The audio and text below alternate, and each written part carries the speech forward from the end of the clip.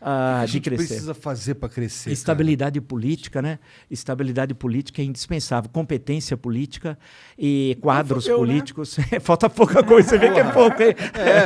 Eu tava pensando que tu ia me dar uma resposta, investir aqui, investir ali, mas não é muito mais complicado. Né? Aí vem o sujeito que não tem o que falar, o político de profissão, porque uma coisa é político, outra coisa é homem público. O político é esse que põe como profissão 2 pontos político. Pô, político não é profissão. O homem público é aquele que muitas vezes nós tivemos muitos no Brasil, quando deixou de exercer funções políticas, tem menos dinheiro do que tinha quando começou. Isso tem vários que estavam, desde o início da República, o Campos Salles, por exemplo, quando sai da presidência, ele estava numa pindaíba de fazer gosto, tal, porque ele fazia política, era senador, depois presidente da República, e não teve condições de cuidar das suas coisas, tal.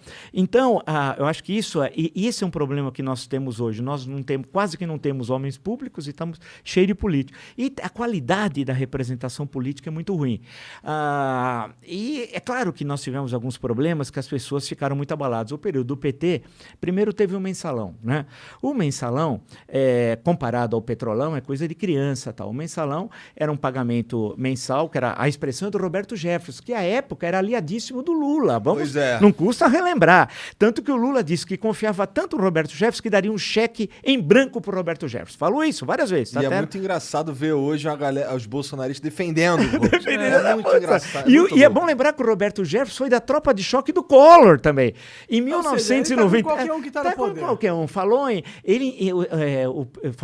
o Collor teve 36 votos, acho, contra o impeachment na Câmara, em 92. Um deles foi justamente do Roberto Jefferson, que começou a vida política num programa chamado Povo na TV, uma coisa pavorosa do SBT nos anos 80, no Rio de Janeiro, que inclusive morreu um bebê ao vivo. Ao vivo! Era um programa horroroso. Não, Wilton Franco. Um bebê ao vivo, né? Levou lá uma senhora que não conseguia internar o bebê, e aí foi um escândalo. E era um programa muito simpático, realmente muito cultural.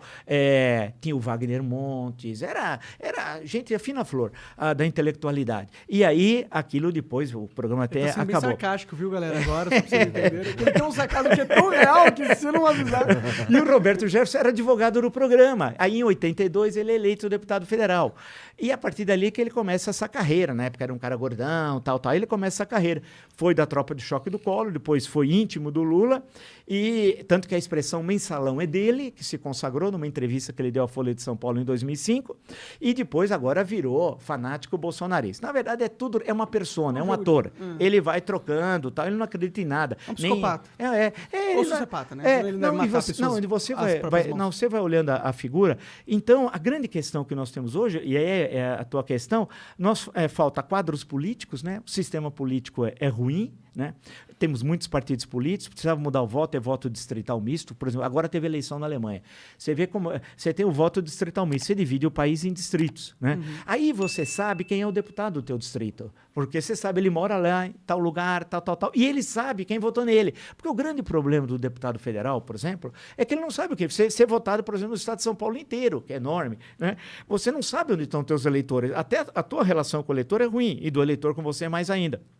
Então, nós precisamos mudar. É que quando a gente vai mudar, uma vez chegou até a ser aprovado o voto distrital, mas derrubaram no Supremo, isso na primeira década desse século. Então, tem essa questão que o sistema político amarra, porque sem a gente desamarrar esse nó, a gente não resolve os problemas econômicos. E alguns não são muito complexos, porque eles gostam sempre de falar em reformas. Toda hora estão falando em reforma. Ninguém sabe direito o que é reforma, mas eles falam reforma, porque reforma parece uma coisa difícil. Tem coisas que é da mera administração do governo. Beabá, primeiro, não ter corrupção. Isso não precisa de reforma, né? É só não ter corrupção. Tem uma boa equipe, caras que são bambambãs, aqueles caras, tudo, como a gente dizia antigamente, os camisas 10. Hoje tem time que nem tem camisa 10. Mas aí você tem aqueles caras que são muito bons na sua área de conhecimento. Você fala, esses caras... E não ter medo, o presidente, de ter uma equipe que o cara pode ser melhor que você, o ministro. Porque a grande questão que esses caras têm é que o ministro se destaca e aí foge da sua liderança política. Aqui em São Paulo, Montoro, em 1983, nomeou um secretariado que muitos secretários eram, assim, de formação melhor que ele, né?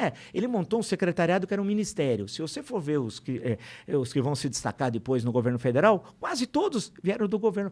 Esse que morreu agora, o João Sayad, aí você passa o José Serra, Bresser Pereira, você vai passando, Almir Pazianotto, que depois foi ministro do Trabalho do Sarney, que foi um importante advogado trabalhista, né, na época dos anos 70. Então, mas você não pode ter medo, mas os caras têm medo, tal. E tem estados e tem prefeituras que você não sabe o nome dos secretários. Bem, aqui em São Paulo é difícil lembrar o nome do prefeito, por exemplo, né? Eu não sei, pra ser sincero. Então, a grande questão é que nós temos a possibilidade, e na sociedade civil tem caras muito bons. Agora, não pode cair na ilusão que um bom gestor de empresa será um bom gestor público. Isso é um equívoco, porque uma coisa, na tua empresa... Paulo estava aí para provar isso. A preço você pensa de você, na tua empresa. Né? Quando você vai lá à estrutura de Estado, cara, primeiro você precisa entender como é que funciona a máquina pública. Se você não tem experiência, você vai tropeçar. Segundo, você precisa ver o interesse do coletivo. Né? Não é mais o interesse seu, da sua empresa. E aí o interesse coletivo sempre tem choques. Nunca as tuas decisões vão agradar a todos, porque tem política que ser agradável a todos. Não dá. Você agrada uma parte e desagrada a outra. A democracia, sim, a convivência dos contrários no interior do sistema democrático e tal. Então, o que falta é partidos mesmo, não o que nós temos que não são partidos. Né? São gangues, né? São gangues. Algumas, o cara é dono do partido. Muitos políticos já me relataram, o sujeito chega e fala assim, olha, quanto você quer para ir para lá? Quanto você quer? Funciona dessa forma. E sem contar que eles também não têm... É difícil... A maioria dos partidos você não sabe exatamente o que eles defendem. Exato, são Eles partidos... não não tem diferença de um com o outro. Não tem diferença. Não tem ideologia. Então, você pega certos países, você tem 7, 8 partidos. Tudo bem, 7, 8, 6, 7, com representação. Aí você sabe.